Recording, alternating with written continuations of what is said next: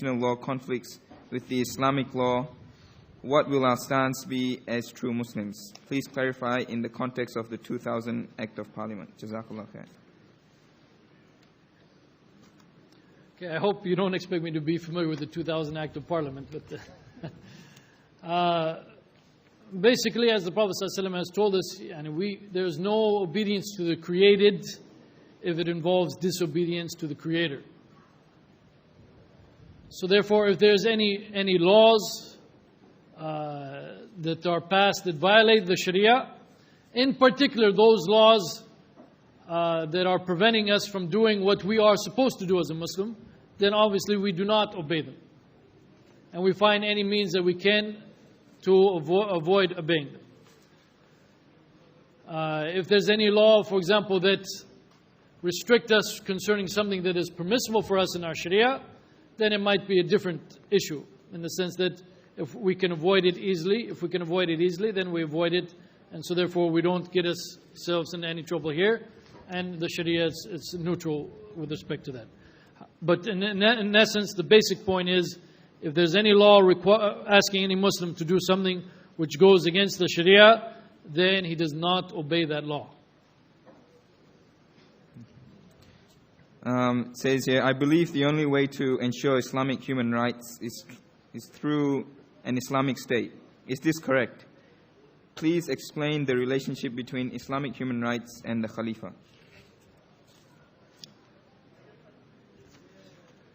Yeah, of course, the Islamic human rights, which are basically all the rights laid out in the Sharia, you will not be able to find them implemented unless the Sharia is implemented.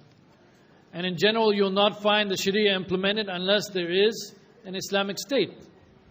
So therefore, we as Muslims we're not able to implement all of these things because of the fact that we don't have the Islamic state. However, at the same time, we should try to implement all of them and support all of them and stand for all of them that we can, given the situation that we are facing. So in other words, just because we don't have the Islamic state in which the whole Sharia is being implemented, we do our best to implement as much of the Sharia as we can as ourselves in our communities, and we do our best to try to support any further implementation of the Sharia given the powers or the strength that we have. Okay. Someone's just asking about any good books on this topic, human rights in Islam. There are some books, some I would not recommend. Now there are a couple of books. One is by Al-Aqil. I think Sheikh Abdurrahman Al-Aqil. It's more of a book that discusses the Western concept of human rights, and then discusses the Islamic concept, and then discusses a number of the rights within Islam, and then answers those objections to the Islamic law and the implementation of the Islamic law. And that's by Abdurrahman Al-Aqil, but I think the name of the book is called Human Rights in Islam. It has been published before, and there's a new edition coming out, inshallah. It's both in English and Arabic. There's a new edition coming out by the Institute in Virginia, the Institute of Islamic and Arabic Studies in America. We've got a few questions. Now, I only take questions that are related to the topic. You know that. Yeah, it's on the topic. Okay. Can you highlight that Western thoughts is often presented as international laws, such as the UN International Human Rights?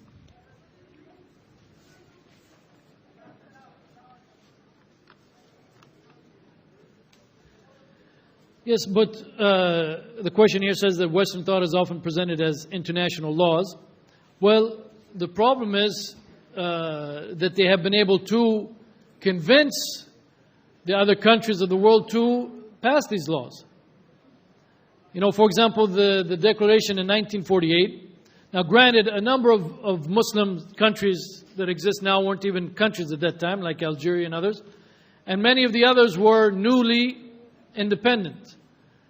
And in many times the rulers were basically just replacing the colonialists. They were the same as the colonialists, but they were now from the local area.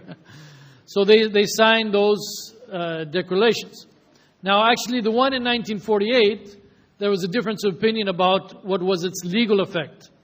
As soon as the Soviet Union signed it, they said, well, actually, these are all just recommendations anyway, and they're not law. So the one that was ratified, the two that were ratified in 1966 and went into law in 1976, these, again, they're presented mostly from the West, but the other people signed it. Now, not all the countries have signed the Declaration of Civil and Political Rights and the other one of 1966.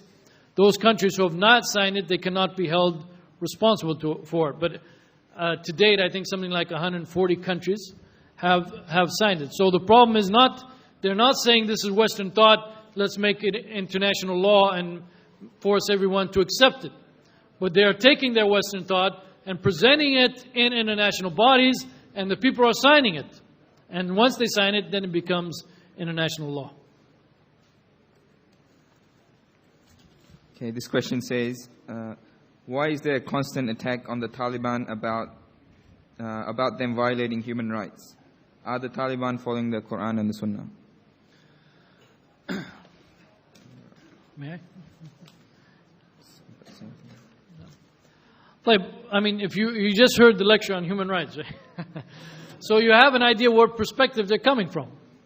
You know, you destroy an idol, violating human rights. You know, you say the Quran says that the women have to wear hijab, violating human rights.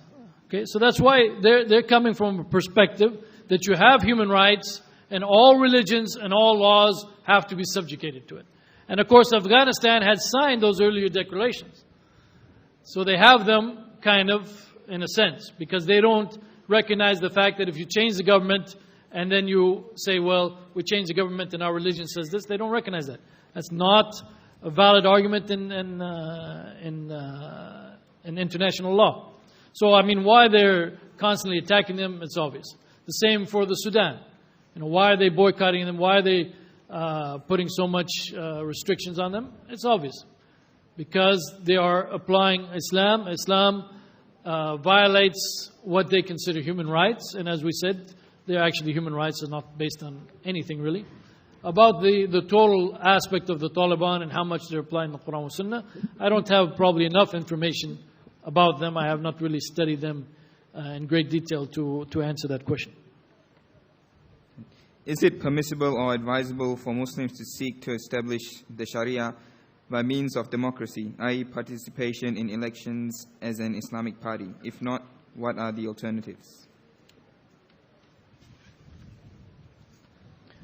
Well, I'll be kind of very blunt on this on this question, and that is my personal view is if you seek to establish the Sharia through democratic means, it's not going to work.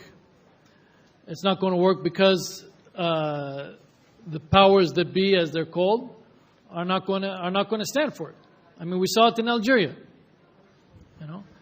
You know, the Muslims could win an election, 99.9%, just like the Egyptian president every time.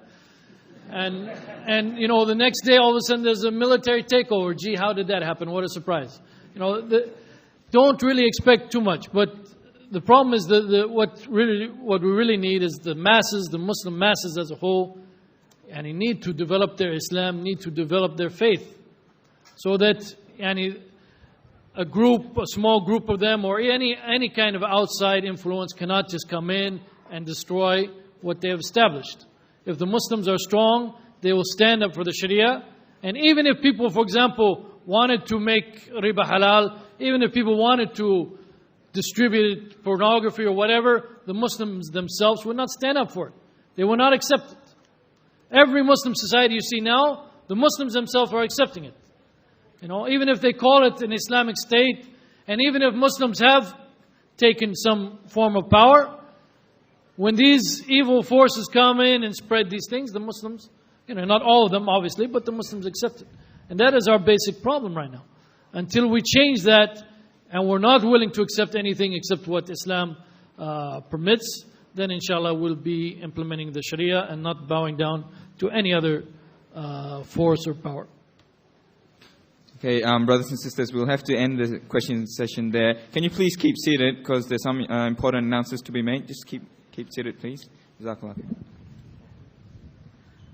Assalamu alaikum wa rahmatullah. Can I first of all remind any